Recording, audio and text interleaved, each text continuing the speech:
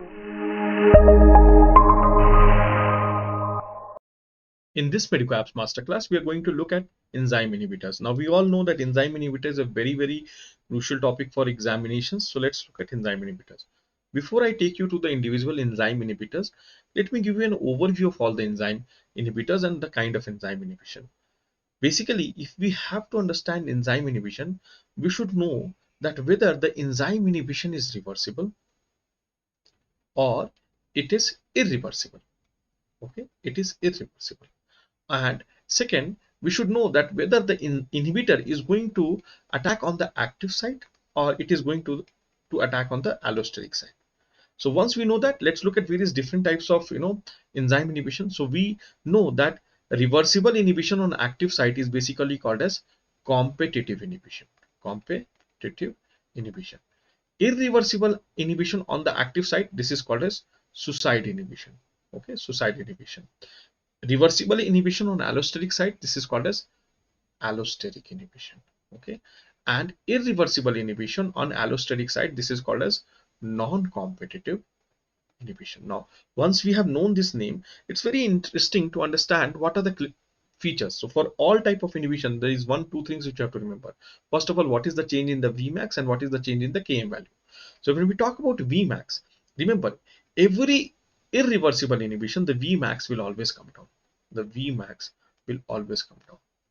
Vmax will always come down. But when it comes to reversible inhibition, the Vmax will remain normal.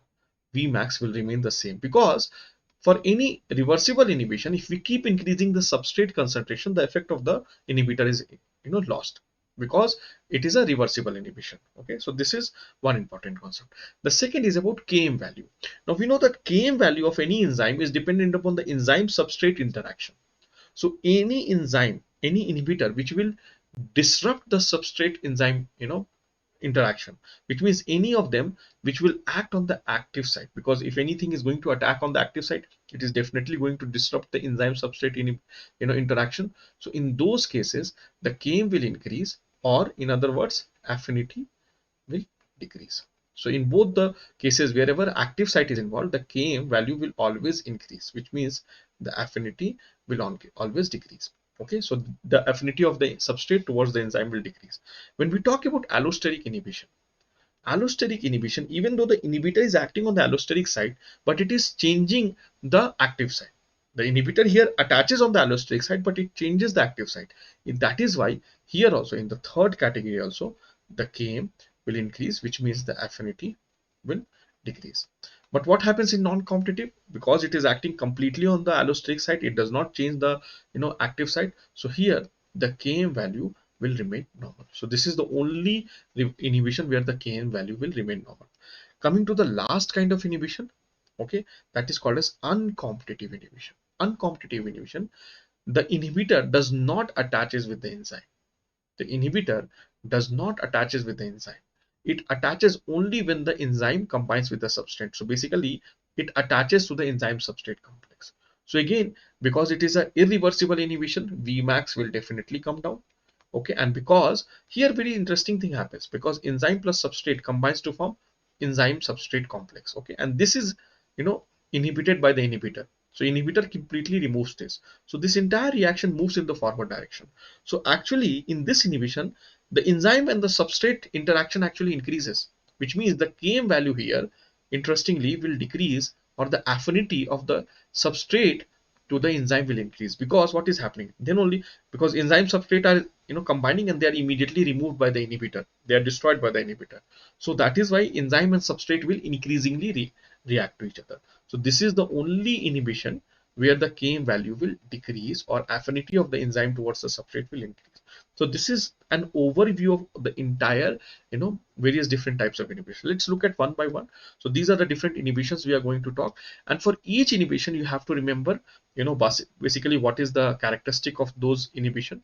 Okay, what will happen to the Vmax, I've already told you.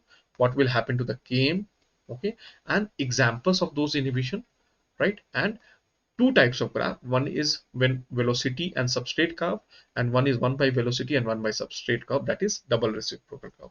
So all these things you have to remember about each of these enzyme inhibitors. Let's look at the first type of enzyme inhibitor, and this is basically your competitive inhibition. So what happens in competitive inhibition?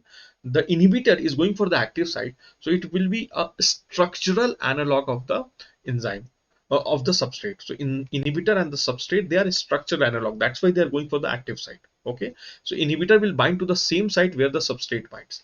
It's a reversible inhibition. And let's look at this. Because it's a reversible, so Vmax will not change. For both the reactions, Vmax is not changing, but the Km value is increasing. This is the Km value of the inhibitor. So the Km value is increasing, which means the affinity of the enzyme towards the substrate is decreasing.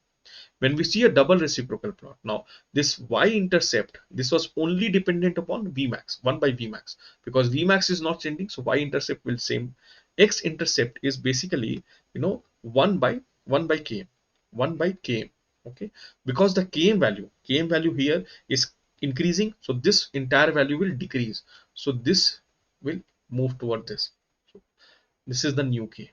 Okay, so this is about competitive inhibition. These are some examples of competitive inhibition. Again, you have to remember what are the examples. So these are drugs which act as competitive inhibitors, and other than drug, inside our body there are some substrate and there are some inhibitors. Again, both you have to remember. All these examples can be asked in the examination. Next, coming to non-competitive inhibition. Non-competitive inhibition, the inhibitor is acting on a allosteric site, and it simply destroys the enzyme. It does not change the, the active site.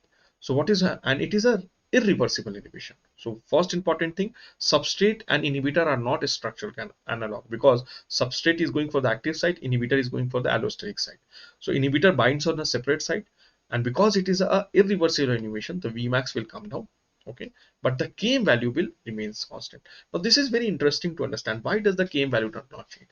So first, very simple to understand, is because imagine this case as, let's say, there are 5 molecules of enzyme. There are 5 molecules of enzyme, and an inhibitor comes and binds on these 2 molecules.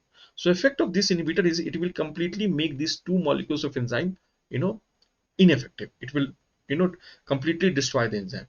But whatever 3 molecules are left, for them the enzyme substrate interaction is not changing, so the Km value will not change. They will, they will react with the same Km value to the substrate.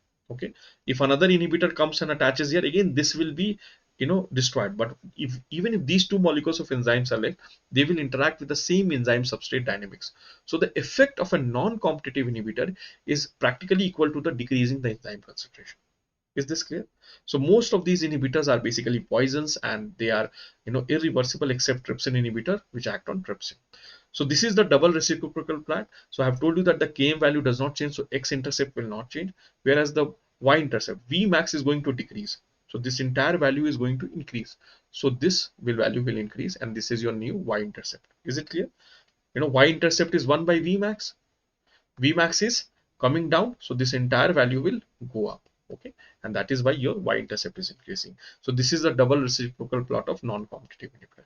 So these are the examples. Again, non-competitive inhibitors are primarily poisonous agent. You have to remember which is the enzyme and what is the non-competitive inhibitor. Next, moving to uncompetitive inhibition. So uncompetitive inhibitor, I've told you that the inhibitor never attaches to the enzyme, but once the enzyme combines with the substrate, then the inhibitor actually attacks this. Okay, so 2 things. First of all, it's a irreversible inhibition. So whenever irreversible inhibition is there, Vmax will come down. And second, I told you, because this is being removed, so this reaction will move in forward action. So this is the only where the Km value will decrease, or in other words, affinity of the enzyme substrate will increase. Okay, so let's look at the curve. So here you can see that the Vmax is coming down and the Km value is shifting this direction. Okay, and when you see a double reciprocal plot, because Vmax is coming down, y-intercept will move up, and because Km is coming down, x-intercept will also move in this direction. Okay, so it's like moving parallelly. Okay, and what is the example? Again, this example has been asked in the examination. Phenylalanine alkaline phosphatase is inhibited. Placental alkaline phosphatase is uncompetitively inhibited by phenylalanine. Next is basically suicide inhibition. Suicide inhibition, basically the inhibitor comes and attacks on the active site, but it is a irreversible inhibition. So if it's a irreversible inhibition, remember Vmax will come down, and because it is going to interfere with the Km value will increase for this site. And these are some very important examples of suicide inhibition. Again, allopurinol inhibited by inhibiting xanthine oxidase is an example of suicide inhibition. This has been asked. Aspirin inhibiting cyclooxygenase by mechanism suicide inhibition. This has been asked. So all these important examples are very important from exam point of view. Then we move to the next category of inhibition, that is feedback inhibition. This is one of the most physiological inhibition. What happens when there is a biochemical cycle or a reaction, and when the product of the reaction actually inhibits the rate limiting step or the enzyme, that is called as feedback inhibition. The example is AMP inhibits the purine synthesis because the end product of purine synthesis is adenosine monophosphate.